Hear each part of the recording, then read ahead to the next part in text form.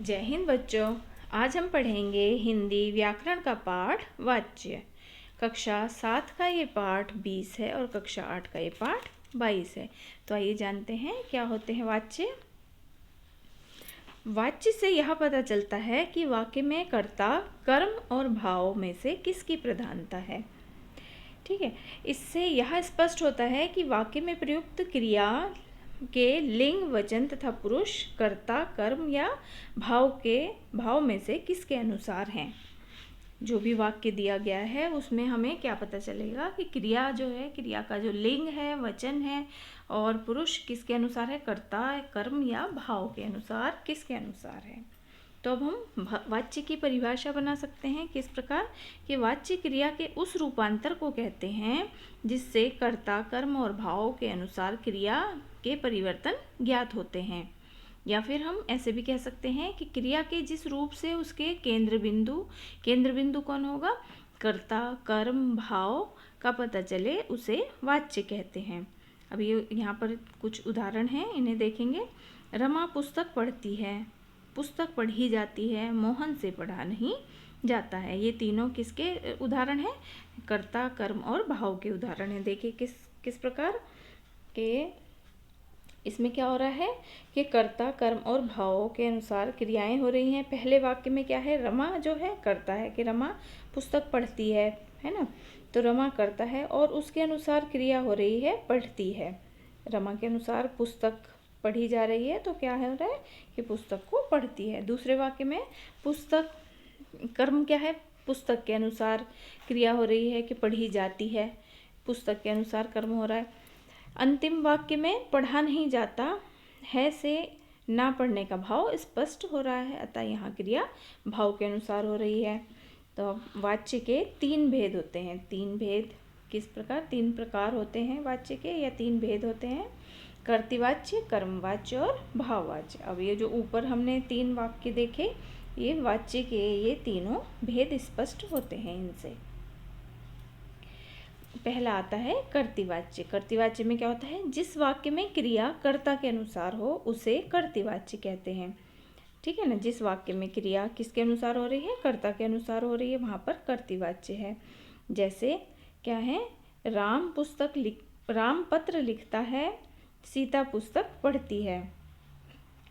राम पत्र लिखता है और सीता क्या करती है, पुस्तक पढ़ती है। अभी ऊपर इन दोनों वाक्यों में क्रियाएं क्या हो रहा है, लिखता और पढ़ती क्रिया है और कर्ता कौन है, राम और सीता के अनुसार क्या हो रही है, क्रिया हो रही है, अतः ये वाक्य कर्तृवाच्य है। दूसरा भेद आता है आपका कर्मवाच्य। जिस वाक्य में क्रिया कर्म के अनुसार हो उसे कर्मवाच्य कहते हैं। क्रिया जो है कर्म के अनुसार होगी। जैसे पत्र लिखा जाता है, पुस्तक पढ़ी जाती है। अब ये दोनों वाक्य में क्या है, पत्र और पुस्तक कर्म है और इनके अनुसार ही क्रियाएं हो रही हैं कि जाती और जाता, जाता है और जाती है ना, पढ़ा लिखा जाता है और पढ़ी जाती है। ये क्रियाएं हो रही है कि पत्र लिखा जाता है और पुस्तक पढ़ी जाती है, अतः ये दोनों कर्मवाच्य के उदाहरण हैं। ये मैंने आपको यहाँ बता दिया कि लिखा जाता और पढ़ी जाती है, ये दोनों कर्मवाच्य के उदाहरण हैं। अब तीसरा आता है आपका भाववाच्य। जिस वाक्य में क्रिया कर्ता और कर्म को छोड़कर भाव के अनुसार हो उसे भाववाच्य कहते हैं। ठीक है ना, जिस वाक्य में कोई भी वाक्य जो अगर दिया गया है उसमें क्या है कि भाव के अनुसार क्रिया हो रही है तो उसे भाववाच्य कहेंगे। जैसे उससे बैठा नहीं जाता, राम से खाया नहीं जाता। अब ऊपर ये दोनों वाक्यों में क्या हो रहा है, बैठा नहीं जाता, खाया नहीं जाता, इससे क्या हो रहा है, भाव स्पष्ट हो रहा है। इन सब वाक्यों में ना कर्ता की प्रधानता है ना कर्म की प्रधानता है। इनमें निहित सभी क्रियाएं क्या हैं, भाव के अनुसार हो रही हैं, अतः भाव के अनुसार क्रिया होने से ये सभी भाववाच्य के उदाहरण हो जाते हैं। इसमें कुछ विशेष है टिप्पणी, क्या है, कर्तृवाच्य में सकर्मक और अकर्मक दोनों क्रियाएं होती हैं। क्रिया के 2 भेद होते हैं ना, सकर्मक क्रियाएं और अकर्मक क्रियाएं। तो कर्तृवाच्य में सकर्मक क्रियाएं और अकर्मक क्रियाएं दोनों होती हैं। कर्मवाच्य में क्रिया केवल सकर्मक होती है। क्रिया का लिंग, वचन और पुरुष कर्म के अनुसार होता है। कर्मवाच्य का प्रयोग विधान और निषेध दोनों स्थितियों में होता है। ठीक है ना, कि नहीं के वाक्य भी आते हैं कर्मवाच्य में। कर्मवाच्य के प्रयोग में क्या होता है कि अंग्रेजी में अगर हम इंग्लिश ग्रामर में या अंग्रेजी व्याकरण में कर्तृवाच्य को कर्मवाच्य में बदलते हैं। उसमें इंग्लिश में होती है क्रियाएं, ये बदली जाती हैं। हिंदी में भी होती हैं इस तरह की कुछ क्रियाएं, लेकिन कहीं कहीं पर नहीं होती हैं। सामान्यतः कर्तृवाच्य में कुछ वाक्य चलते हैं और कर्मवाच्य में ही प्रयोग किए जाते हैं। जैसे अगर हम ये वाक्य पढ़ें कि राम श्याम द्वारा पीटा गया, ये अंग्रेजी में अगर बदलेंगे तो ये वाक्य राम श्याम द्वारा पीटा गया सही माना जाएगा। लेकिन हिंदी की प्रकृति के अनुसार क्या होगा, अगर हिंदी में हम देख रहे हैं तो ये वाक्य गलत लग रहा है, और ये सही वाक्य क्या होगा, श्याम ने राम को पीटा।